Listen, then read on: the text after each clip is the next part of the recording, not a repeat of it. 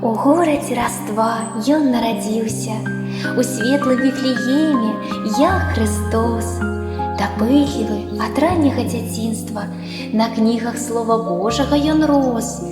І мудры Сімеон, той самы старац, што абдымаў маленькага Хрыста, умеў накіраваць дзіця, наставіць, і хлопчык на служэнні шляху стаў. Па жэрабе Матвею прыпадае усход абраных вучняў увайсці. Калі Іуда здраднік адпадае, ён дапаўняе лік 12. За працу, за нягоды, за выгнанне, за шлях жыцця, нястомны хрэсны ход, апосталу святому велічанне узносіць хрысціянскі наш народ.